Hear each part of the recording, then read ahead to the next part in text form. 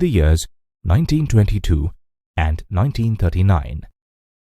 On the 4th of February, 1922, the peasants of Chauri Chaura, a small town in Uttar Pradesh, set fire to a police station, killing 22 policemen. The peasants reacted violently because the police had opened fire on a peaceful demonstration that had been organized by them. Gandhiji, saddened by this incident, called off the non-cooperation movement as this was against his ideals of non-violence and satyagraha. With the end of the non-cooperation movement, the Congress called upon its supporters to take up constructive work in villages. On the other hand, a group of radical leaders like Chittaranjan Das and Motilal Nehru wanted to fight the elections and make their presence known to the government. Gandhi's sincere efforts in the villages paid off, and they managed to gather huge support of the masses in the mid-1920s. Two prominent organizations, namely the Communist Party of India or the CPI and the Rashtriya Swayamseva Sangh or the RSS, were formed during this period. Bhagat Singh, the revolutionary leader, was also very active during this time. He and his comrades formed the Hindustan Socialist Republican Association or HSRA in 1928 to fight against the colonial rule. In 1929, the Congress, under the leadership of Jawaharlal Nehru, vowed to fight for complete independence or Purna Swaraj and observed the 26th of January 1930 as Independence Day. The year 1930 also marked another very important event, the Dandi March or Salt Satyagraha. On the 12th of March, Gandhiji led a non-violent march from the Sabarmati Ashram to Dandi to protest against the salt tax imposed by the colonial government. Gandhiji and his followers believed that it was sinful to tax salt, as salt was used by the rich and the poor alike.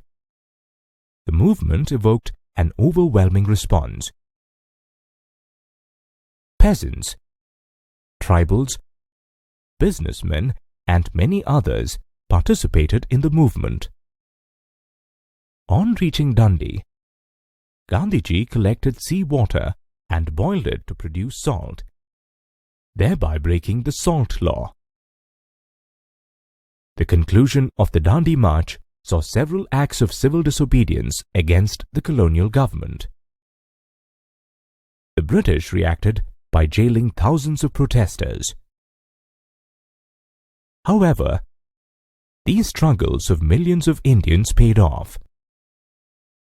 The government declared provincial autonomy in many provinces, which allowed a province to take independent decisions while being a part of a federation. The government also declared elections in these provinces in 1937.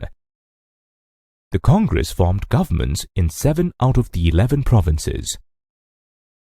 2 years after the Congress formed the government, the Second World War broke out in 1939. At this point, the Congress was ready to support the colonial government in the war in return for complete independence at the end of the war.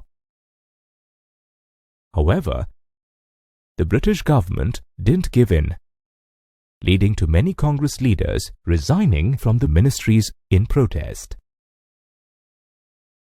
The years between 1922 and 1939 witnessed many important national events that changed the attitude of the colonial government towards Indian independence.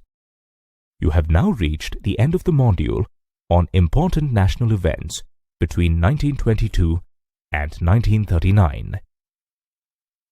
In this module, you learned that after the Chauri Chaura incident, Gandhiji called off the non-cooperation movement.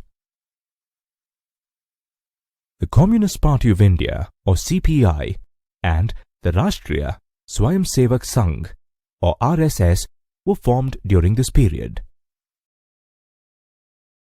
Bhagat Singh formed the Hindustan Socialist Republican Association, or HSRA, in 1928 to fight against the colonial rule.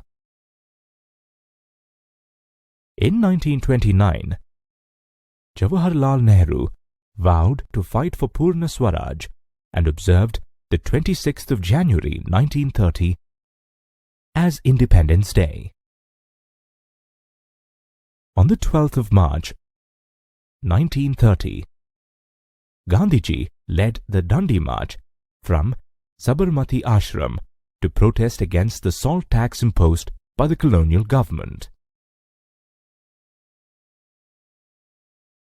The government declared provincial autonomy in many provinces. After the elections, the Congress formed governments in 7 out of the 11 provinces.